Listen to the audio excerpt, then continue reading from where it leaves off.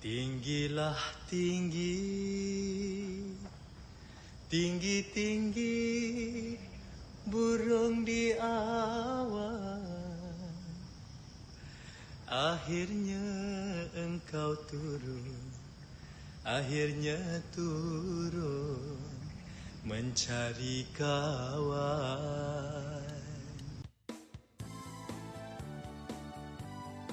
Okay, Assalamualaikum warahmatullahi taala wabarakatuh. Bersempena dengan sambutan Hari Guru tahun ini, iaitu pada 16 Mei 2026, Kementerian Pendidikan Malaysia telah memilih tema untuk Hari Guru iaitu Guru Bitara Nadi Negara. Di mana Guru Bitara Nadi Negara ini membawa maksud untuk mencapainya, kita mesti memacu pendidikan, membina generasi dan menjana masa depan. Jadi, saya sebagai pengetua Sekolah Menengah Datuk Haji Muhammad Said mewakili guru-guru dan staf semua mengucapkan selamat menyambut Hari Guru. Assalamualaikum warahmatullahi taala wabarakatuh. Selamat menyambut Hari Guru 2026, Guru Bitara Nadi Negara. Terima kasih Cikgu. Selamat menyambut Hari Guru, Guru Bitara Nadi Negara.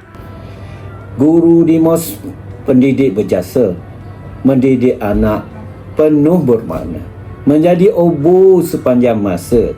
Guru Bitara Nadi Negara. Terima kasih Cikgu.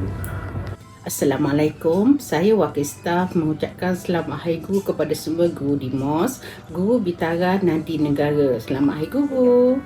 Pergi ke sekolah membawa buku semata-mata ingin menuntut ilmu. Sudah pasti kami murid Dimos sayang Cikgu. Selamat Hari Guru Cikgu.